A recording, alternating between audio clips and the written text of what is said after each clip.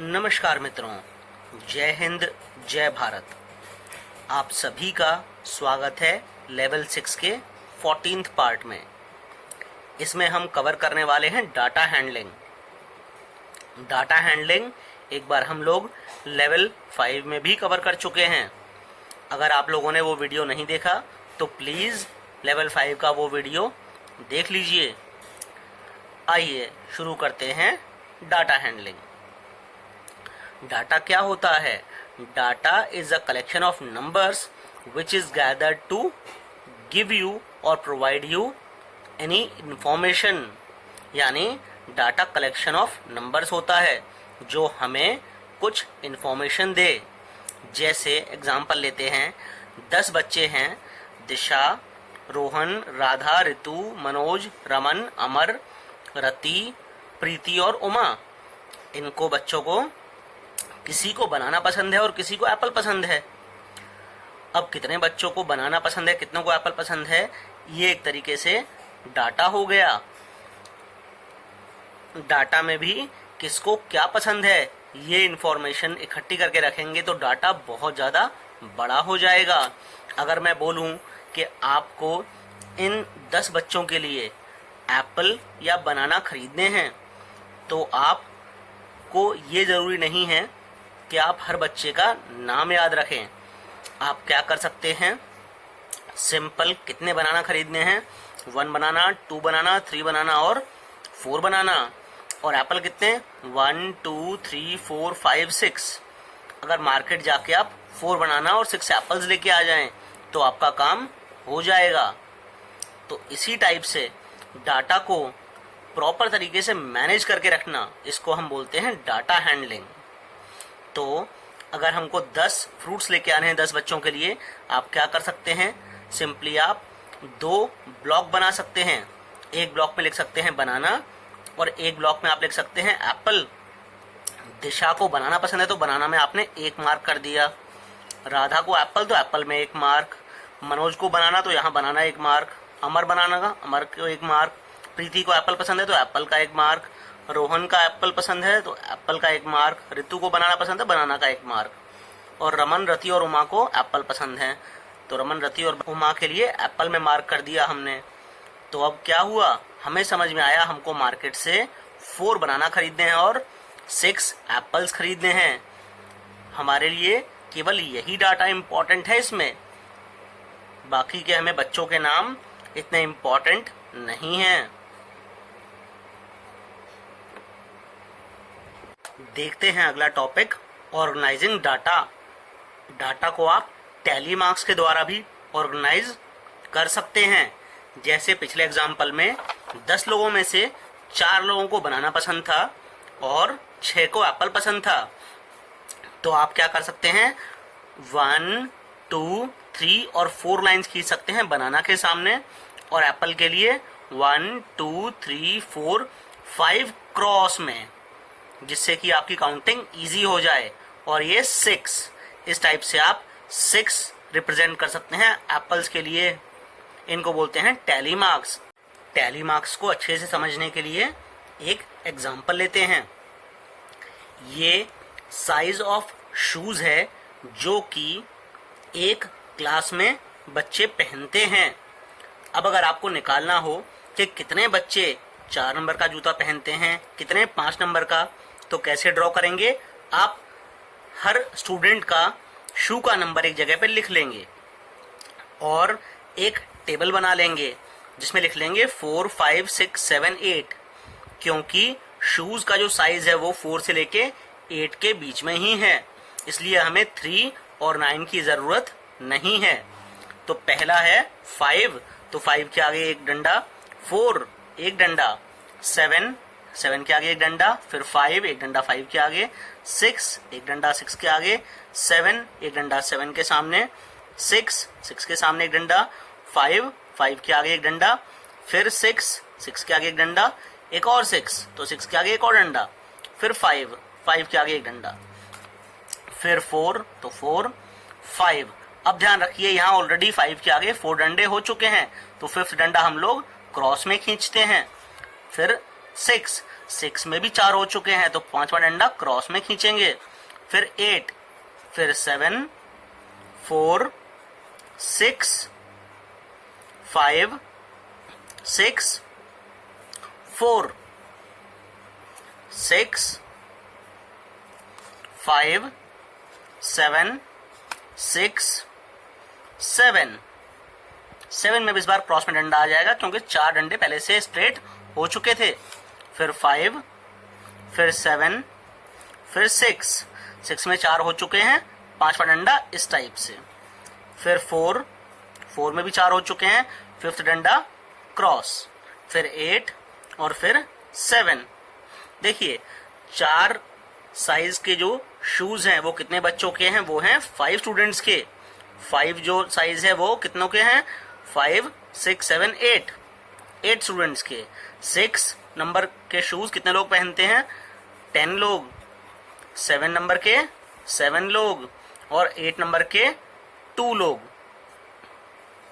अगर अब आपको चेक करना हो कि आपने टैली मार्क्स सही बनाए हैं या फिर नहीं बनाए, तो आप टोटल नंबर ऑफ स्टूडेंट्स को ऐड कर लीजिए। 5 plus 8 is 13 plus 10 is 23 plus 7 30 plus 2 is 32। Total number of students यहाँ से 32 आए और यहाँ से काउंट करते हैं 1 2 3 4 5 6 7 8 9 10 11। 11 2 22 प्लस 10 इज 32, यानी कि मेरा डाटा बिल्कुल सही है क्योंकि यहाँ पे भी 32 नंबर ऑफ स्टूडेंट्स हैं और यहाँ पे भी 32 नंबर ऑफ स्टूडेंट्स निकल के आ रहे हैं। लेकिन 100% आप इस बात पे भरोसा नहीं कर सकते कि आपने अगर टोटलिंग चेक की है तो आपने टैली मार्क्स भी सही बनाए होंगे। इसके लिए आपको टैली मार्क्स बहुत ही ज्यादा ध्यान से बनाने पड़ेंगे। अगली डाटा हैंडलिंग टेक्निक है पिक्टोग्राफ। आप लोगों ने कई बार देखा होगा मैगजीन्स में, बुक्स में कि डाटा जो होता है वहां पर कुछ पिक्चर्स बनी होती हैं। वो क्यों बनी होती हैं, टू अट्रैक्ट रीडर्स। अब पिक्टोग्राफ होता क्या है, pictograph represents data through pictures of objects, यानी ऑब्जेक्ट्स के पिक्चर्स यूज किए जाता है डाटा को रिप्रेजेंट करने के लिए। और आप इजीली एक बार में जस्ट उन डायग्राम्स को देखकर, यानी पिक्टोग्राफ को देखकर आप बहुत सारे क्वेश्चंस का आंसर दे सकते हो। जैसे एक एग्जांपल लिया है मैंने कि 1 मई को कुछ बच्चे एब्सेंट थे, 2 को कुछ एब्सेंट थे, 3rd को कुछ एब्सेंट थे, 4th को भी कुछ और 5th को भी कुछ। अगर मैं एक पर्सन के लिए, एक स्टूडेंट के लिए यानी कि इस टाइप का डायग्राम बनाऊं, तो मैं 1 तारीख को 2 बच्चे अगर एब्सेंट हैं तो डायग्राम इस टाइप से 2 आदमी खड़े हुए बना के रिप्रेजेंट कर सकता हूं।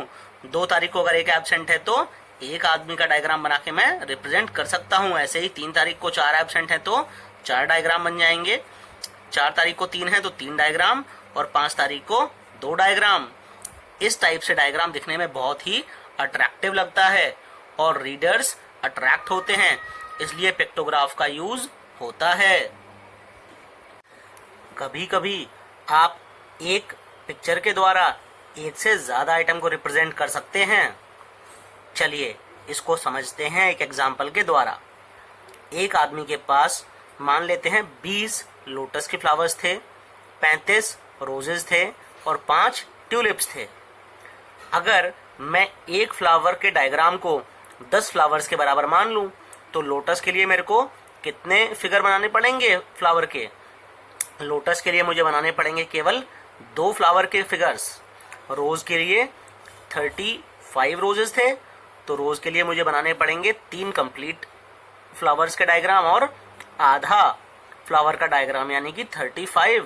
और ट्यूलिप के लिए केवल 5 हैं तो मुझे केवल आधा फ्लावर बनाना पड़ेगा। इस टाइप से आप एक पिक्चर की हेल्प से एक से ज्यादा आइटम्स को रिप्रेजेंट कर सकते हैं।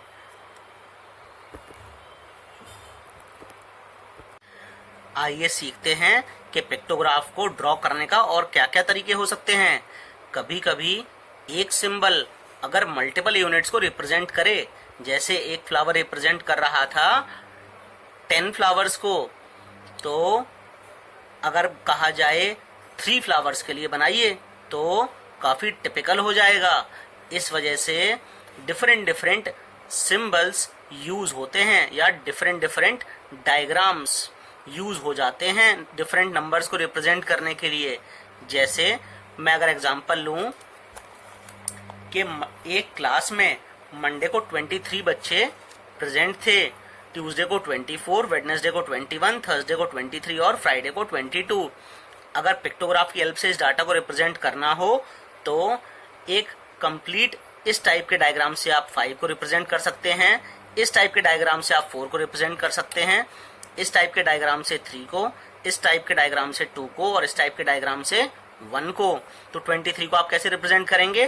5 + 5 + 5 + 5 और ये 3 के लिए जो सिंबल था वो रिप्रेजेंट करेगा। सिमिलरली 24 के लिए 5 वाले 4 पिक्चर्स और 4 वाली 1 पिक्चर। 21 के लिए 4 5 वाली पिक्चर्स और 1 1 वाली।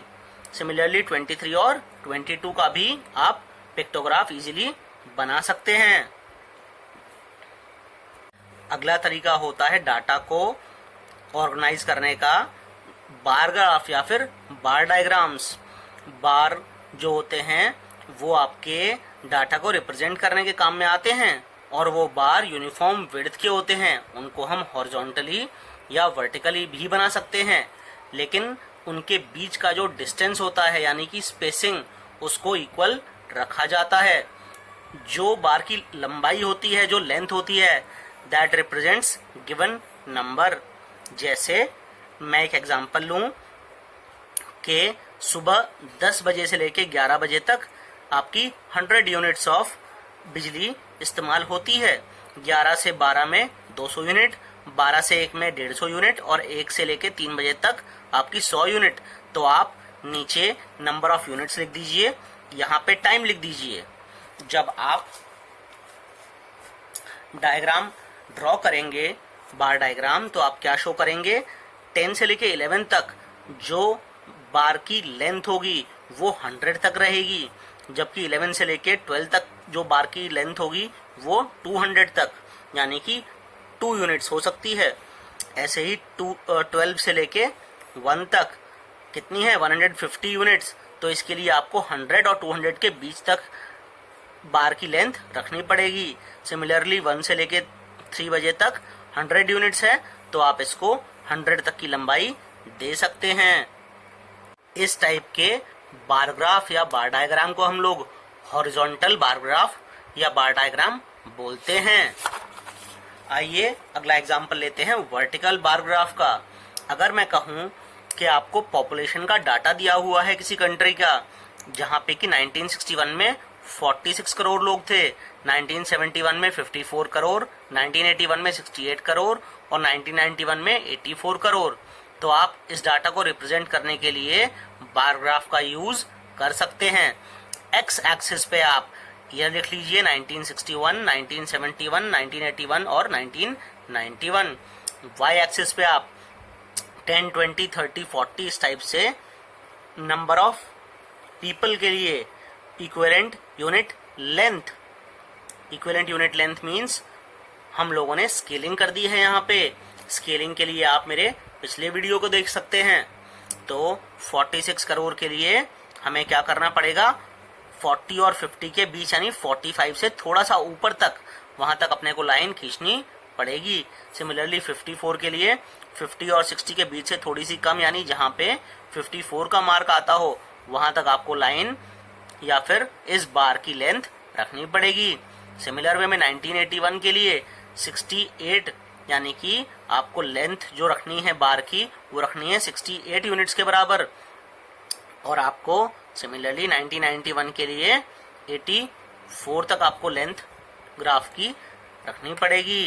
यानी इस टाइप से जो आपकी बार की लेंथ है that represents number of people in that country. आज का लास्ट टॉपिक देखते हैं, ड्राइंग अ बार ग्राफ।